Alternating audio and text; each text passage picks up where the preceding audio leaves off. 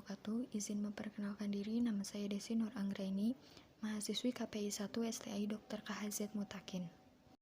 Di sini, saya akan mempresentasikan mengenai ayat-ayat tentang materi dakwah. Saya akan mempresentasikan 4 surat. Yang pertama surat Ali Imran ayat 19 dan 85, yang kedua Arum ayat 30, yang ketiga As-Saff ayat 9, dan Al-Maidah ayat 3. Surah Ali Imran ayat 19 dan 85. Sesungguhnya agama di sisi Allah ialah Islam. Tidaklah berselisih orang-orang yang telah diberi kitab kecuali mereka memperoleh ilmu, karena kedengkian di antara mereka. Barang siapa ingkar terhadap ayat-ayat Allah, maka sungguh Allah sangat cepat perhitungannya. Ayat ini tentang kebenaran Islam yang inti ajarannya adalah tauhid. Sesungguhnya agama yang benar dan diridhoi di sisi Allah adalah Islam, yang inti ajarannya adalah tauhid.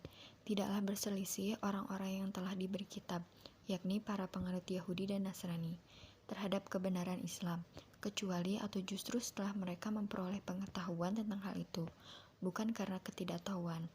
Demikian itu karena adanya masa kedengkian di antara mereka terhadap pemberian yang diberikan Allah kepada Nabi Muhammad sebagai Rasul terakhir.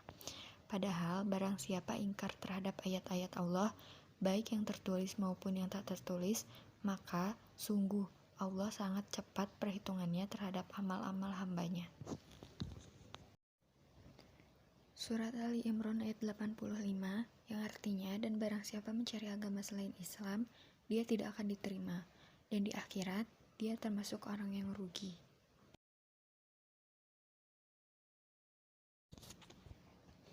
Allah menetapkan bahwa barang siapa mencari agama selain agama Islam atau tidak mau tunduk kepada ketentuan-ketentuan Allah, maka imannya tidak akan diterima oleh Allah. Sebagai contoh dikemukakan, orang-orang musyrik dan orang-orang yang mengaku beragama tauhid, padahal mereka mempersekutukan Allah. Seperti ahli kitab pengadut agama Nasrani yang tidak berhasil membawa pemeluk-pemeluknya tunduk di bawah kekuasaan Allah.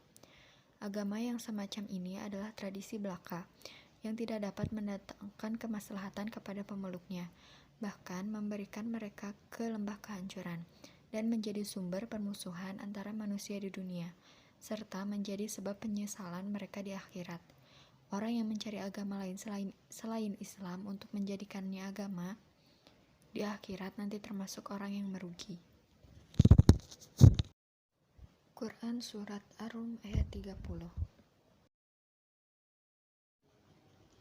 Maka hadapkanlah wajahmu dengan lurus kepada agama Islam, sesuai fitrah Allah, disebabkan Dia telah menciptakan manusia menurut fitrah itu. Tidak ada perubahan pada ciptaan Allah, itulah agama yang lurus. Tetapi kebanyakan manusia tidak melihat.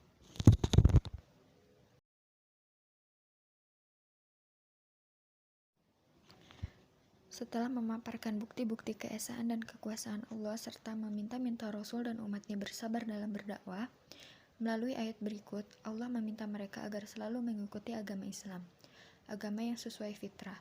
Maka hadapkanlah wajahmu, yakni jiwa dan ragamu, dengan lurus kepada agama Islam. Itulah fitrah Allah yang Dia telah menciptakan manusia menurut fitrah itu. Manusia diciptakan oleh Allah dengan bekal fitrah berupa kecenderungan mengikuti agama yang lurus, agama tauhid.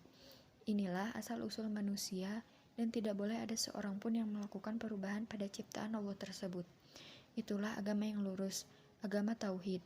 Tetapi kebanyakan manusia tidak menyadari bahwa mengikuti agama Islam merupakan fitrahnya. Quran Surat As-Saff ayat 9. Dialah yang mengutus Rasulnya dengan membawa petunjuk dan agama yang benar, untuk memenangkannya di atas segala agama meskipun orang-orang musyrik membencinya.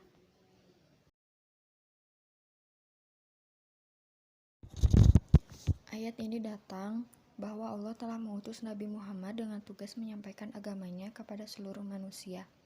Pokok-pokok agama itu terdapat dalam Al-Quran dan hadis, yang berisi petunjuk untuk mencapai kebahagiaan dunia dan akhirat. Dengan kriteria agama Islam, maka agama yang ada sebelumnya dinyatakan tidak berlaku lagi. Agama Islam itu mengungguli agama-agama lain sesuai dengan kehendak Allah. walaupun orang-orang musyrik tidak menjalankannya. Quran Surat Al-Ma'idah ayat 3. Diharamkan bagimu memakan bangkai, darah, daging babi, dan daging hewan yang disembelih bukan atas nama Allah, yang tercekik, yang dipukul, yang jatuh, yang ditanduk, dan yang diterkam binatang buas, kecuali yang sempat kamu sembelih. Dan diharamkan pula yang disembelih untuk berhala, dan diharamkan pula mengundi nasib dengan azlam atau anak panah. Karena itu suatu perbuatan fasik. Pada hari ini orang-orang kafir telah putus asa untuk mengalahkan agamamu. Sebab itu janganlah kamu takut kepada mereka, tapi takutlah kepadaku. Pada hari ini telah aku sempurnakan agamamu untukmu, dan telah aku cukupkan nikmatku bagimu, dan telah aku ridhoi Islam sebagai agamamu. Tetapi barang siapa terpaksa karena lapar, bukan karena ingin berbuat dosa, maka sungguh Allah Maha Pengampun, Maha Penyayang.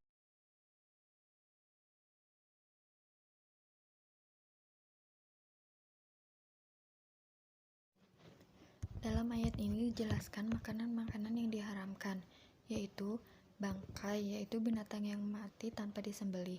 Di antara hikmah diharamkannya bangkai antara lain karena bangkai itu mengandung kuman yang sangat membahayakan kesehatan, di samping keadaannya yang menjijikan. Yang kedua, darah, yaitu darah yang mengalir keluar dari tubuh hewan karena disembelih atau lain-lainnya. Hikmah diharamkannya darah itu antara lain karena mengandung kuman dan zat-zat kotor dari tubuh dan sukar dicerna. Yang ketiga, daging babi termasuk semua anggota tubuhnya. Yang keempat, hewan yang disembelih dengan menyebut atau mengagungkan nama selain Allah, seperti menyebut nama berhala. Hikmah haramnya ialah karena mempersekutukan Allah. Yang kelima, hewan mati tercekik. Banyak pendapat menerangkan tentang apa yang dimaksud dengan mati tercekik, yaitu diantaranya mati karena diikat dan sebagainya, sehingga hewan itu mati dalam keadaan tidak berdaya. Hikmah diharamkannya sama dengan hikmah haramnya bangkai. 6. Hewan mati dipukul, yaitu hewan yang mati dipukul dengan benda keras atau dengan benda berat. Hikmah haramnya menurut sebagian pendapat karena darahnya tidak keluar, sehingga merusak dagingnya. Selain dari itu juga karena ada larangan menganiaya binatang, dan jelas itu melanggar hadis Nabi.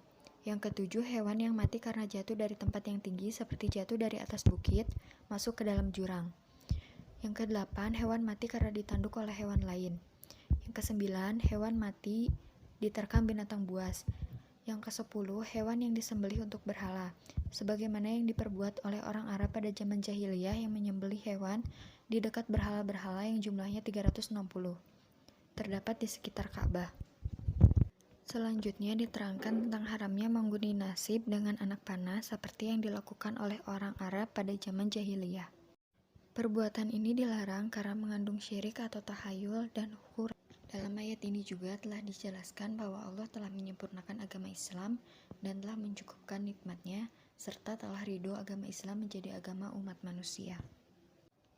Kemudian pada akhir ayat ini diterangkan bahwa orang-orang yang terpaksa makan makanan yang diharamkan Allah karena lapar, tanpa niat untuk berbuat dosa dibolehkan, asal dia makan seperlunya saja, sekedar mempertahankan hidup.